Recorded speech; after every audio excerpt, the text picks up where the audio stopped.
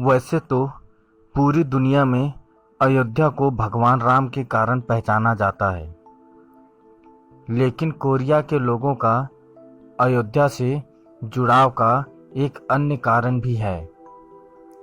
Korea के पौराणिक दस्तावेजों के अनुसार अयोध्या की एक राजकुमारी कोरिया की महारानी बनी थी।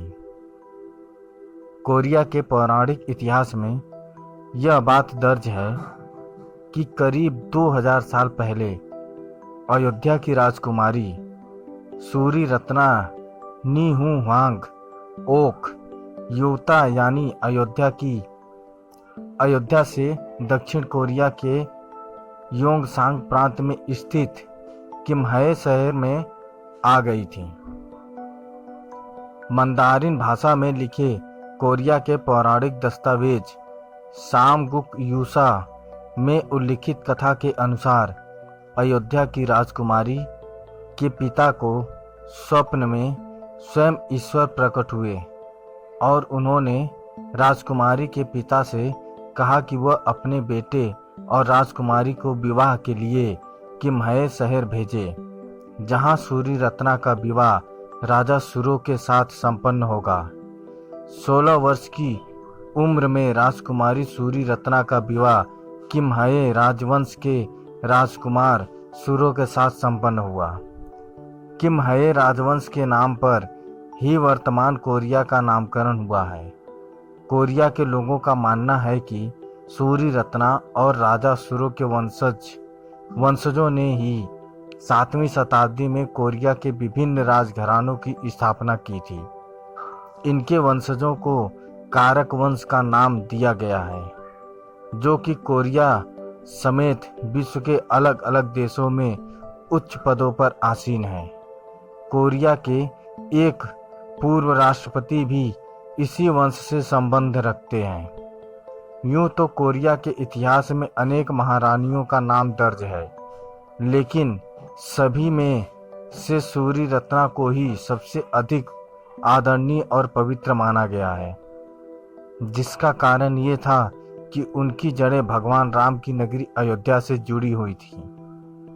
कोरिया के पौराणिक दस्तावेज सामकुक यूसा में राजा सुरो और सूरी रत्ना के विवाह की कहानी भी दर्ज है, जिसके अनुसार प्राचीन कोरिया में कारक वंश को स्थापित करने वाले राजा सुरो की पत्नी रानी हो यानी सूरी रत्ना मूल रूप से आयुत यानी अयोध्या की राजकुमारी थी। सुरो से विवाह करने के लिए उनके पिता ने उन्हें समुद्र के रास्ते से दक्षिण कोरिया स्थित कारक राज्य भेजा था।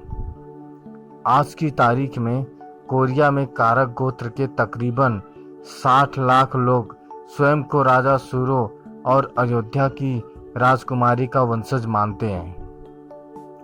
सुरो और सूरी रत्ना की दास्तां पर यकीन करने वालों लोगों की आबादी दक्षिण कोरिया की कुल आबादी का 10वां भाग है। कोरिया के पूर्व राष्ट्रपति किम देई जुंग और प्रधानमंत्री हियो जियोंग और जोंगपिल किम कारक वंश से ही संबंध रखते थे। कारक वंश के लोगों ने उस पत्थर को भी सहेज कर रखा है जिसके विषय में यह कहा जाता है कि अयोध्या की राजकुमारी सूरी रत्ना अपनी समुद्र यात्रा के दौरान नाव का संतुलन बनाए रखने के लिए उसे रखकर लाई थी। किम्हए शहर में राजकुमारी हो की प्रतिमा भी है। कोरिया में रहने वाले कारक वंश के लोगों का एक समूह हर साल फरवरी मार्च के दौरान राजकुमारी सूरी रत्ना की मातृभूमि पर उन्हें श्रद्धांजलि अर्पित करने अयोध्या आता है। हालांकि भारतीय प्राचीन दस्तावेजों में कहीं भी यह जिक्र नहीं मिलता कि सूरी रत्ना का विवाह कोरिया के राजा के साथ हुआ था।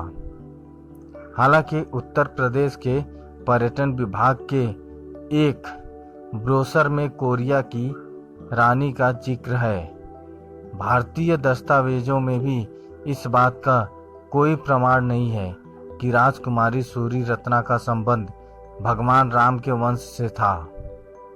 संबंधित कथाओं के अनुसार सूरी रत्ना या हव का निधन 57 वर्ष की उम्र में हुआ था। दोस्तों, राजकुमारी सूरी रत्ना की यह कहानी आपको कैसी लगी, हमें कमेंट करके ज़रूर बताएं। यदि अच्छी लगी तो शेयर करें, सब्सक्राइब करें और लाइक करें। धन्यवाद।